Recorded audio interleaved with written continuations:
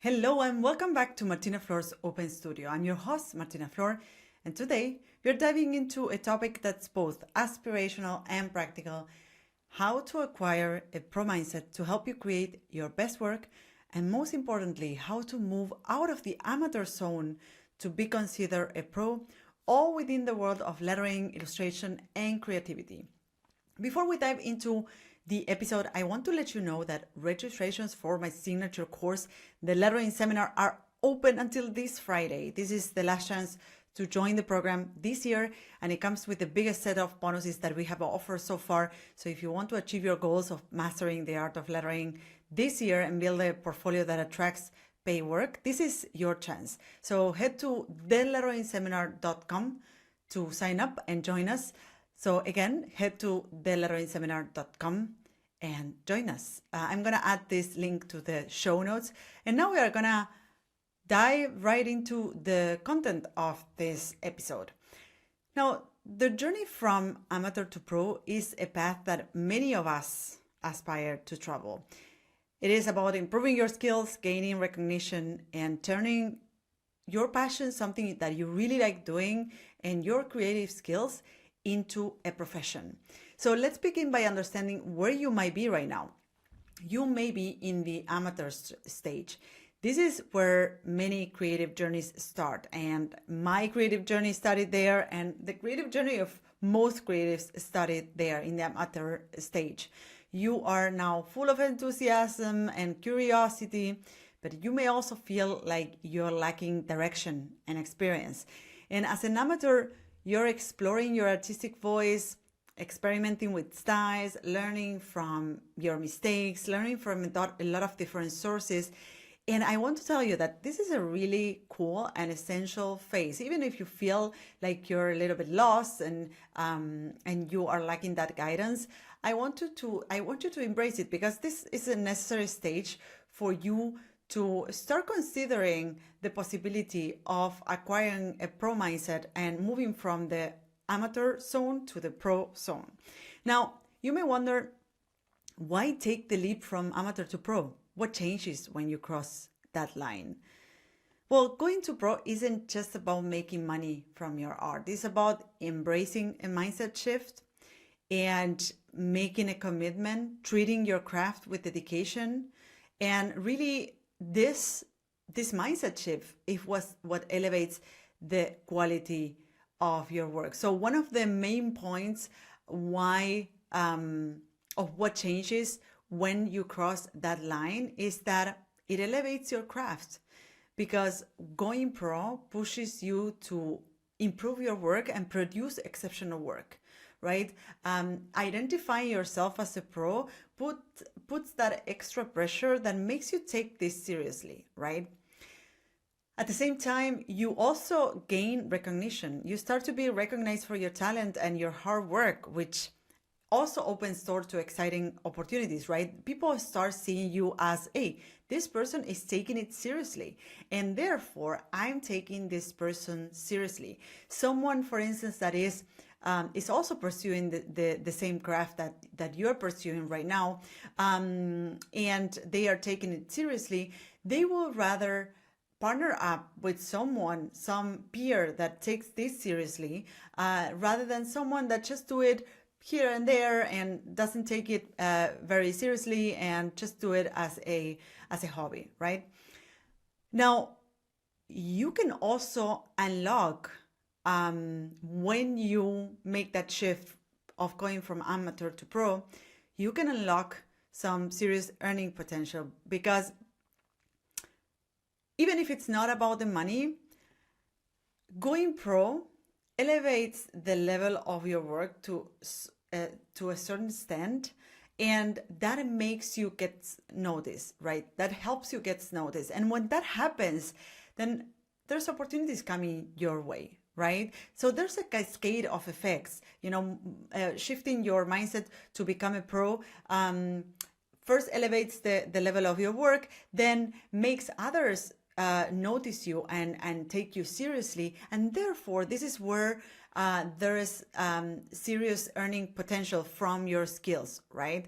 And this will eventually allow you to earn a living doing what you love. Now, let's explore some actionable strategies to help you transition from amateur to pro. Number one, and this is the number one that I recommend to everybody who is starting new in a craft, even if you're just starting, build a portfolio. It's never too early to build a portfolio. It's never too late to build a portfolio, but especially it's never too early. Start building a portfolio from day one. Create a professional portfolio that showcases your best work, right?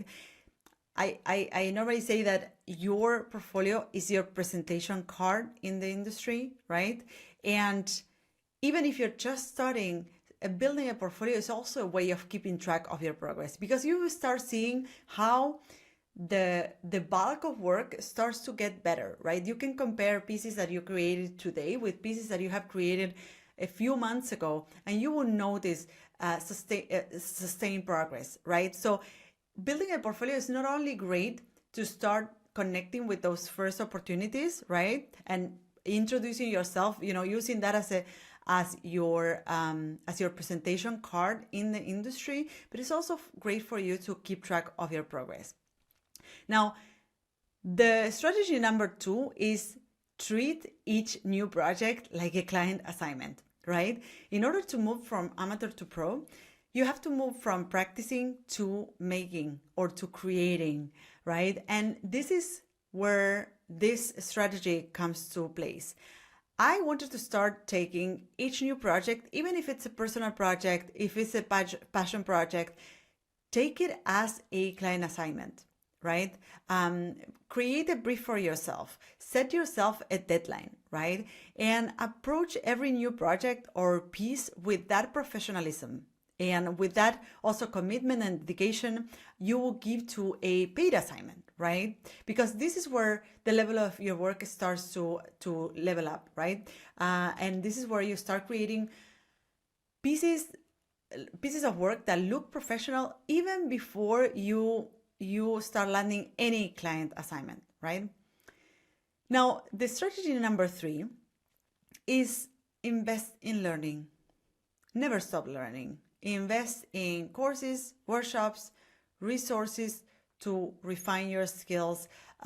Pros are always learning something new, some new strategy, some new tool, something that helps them elevate the level of their work and their strategies to run their business, right? So always take learning as the motor of your craft, right? So strategy number 3, don't forget, invest in learning. And strategy number 4, network and collaborate. Connect with fellow artists, mentors, and potential clients. Really, collaboration and community is such an essential piece of the puzzle that many oversee, because we as creatives, we tend to love being in our zone. We love staying in our workspace and creating our art. Now, to create opportunities for yourself, you need to go out there. You need to connect with other people. Progress doesn't happen in isolation, and as long as you stay in your little bubble, it will be really hard to connect with possible partnerships, with mentors, people that will elevate your craft and your game, and also with potential clients, right? If they don't see you, if they don't know they exist, they cannot hire you and they cannot reach out to you, right? So go out there, network and collaborate. And strategy number 5, promote yourself. Learn the art of self-promotion, right? And the number 1 thing that you need to do to self-promote yourself is to start calling yourself a pro, right? To start calling yourself, I am a lettering artist, I am an illustrator. Name yourself what you want to become, right? Start there. And this is the first step you need to do in order to promote yourself. Change that definition or that description on the profile of your social media account, on your website, right? And don't forget, by promoting yourself or while promoting yourself, don't forget to share your work on social media, create a website, really get used to show your work, right? It is never too early. Even if you think that your work is still not good enough and there's room for improvement, there will always be room for improvement in your work. It's something you will always feel, and this is something that will stay with you forever. So better start earlier than later. And the more you share your work and you get used to that exposition, exposure, you will feel more comfortable about sharing your work, promoting yourself, and speaking yourself, or standing up in the world as a professional. Now, let's transform these strategies into actionable steps, because I want you to leave this episode with a few steps that you can make today to start acquiring this pro mindset. So the step number 1 is create a professional portfolio, right? Compile your best work into a portfolio that reflects your skills and your style and your voice as an artist. This is your visual resume, and this is your presentation card. And as I said before, it's not too early to start your portfolio, right?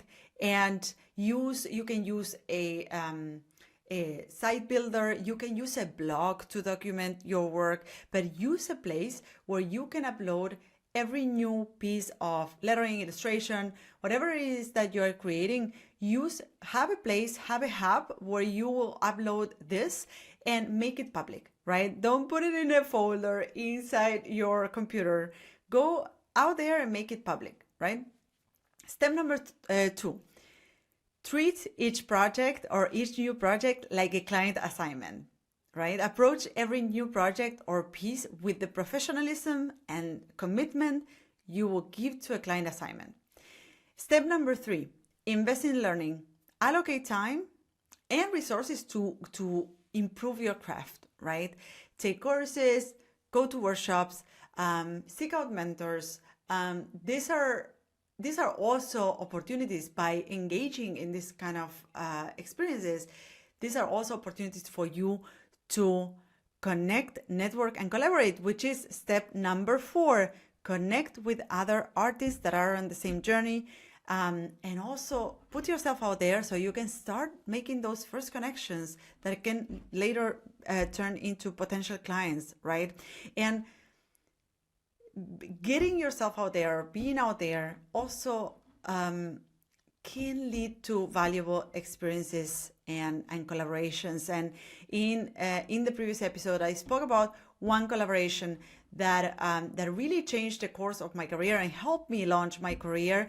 And I did that, I gained this partnership and this collaboration by just attending an in-person meeting of a typographic community in my city. So never underestimate the power of community. And step number 4, therefore, is network and collaborate. And step number 5 for you today is promote yourself.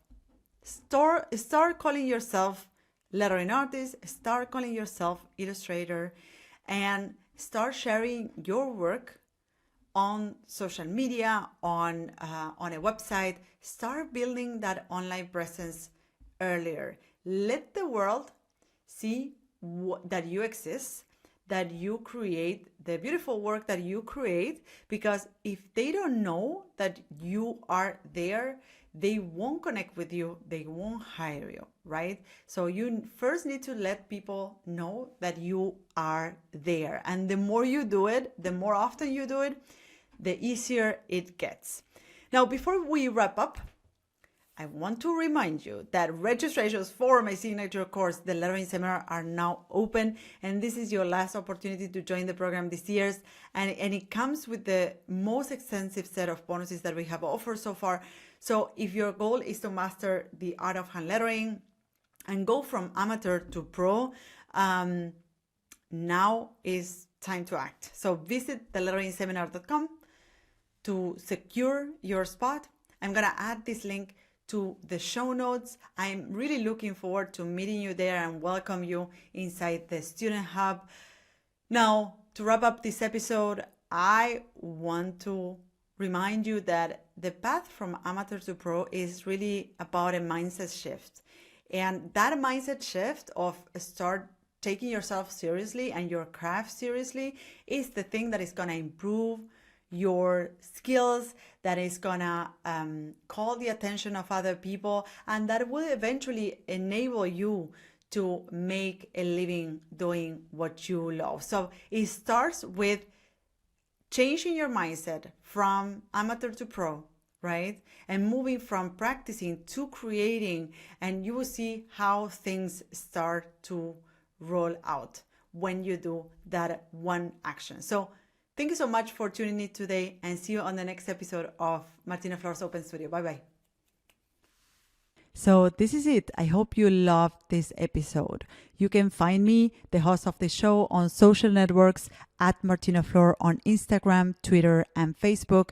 If you have a question or comments, go to martinaflor.com/podcast, where you can see previous episodes, find show notes, and send voice memos with your comments and questions. You can also watch these episodes on YouTube. Just go to martinaflor.com/YouTube to find them. You can, of course, listen to all our episodes on your favorite podcast platform. If you loved this episode, subscribe to this podcast. And if you leave us a review, it will help others find us. Thank you all for listening, and see you in the next episode of Martina Flor's Open Studio. Bye-bye.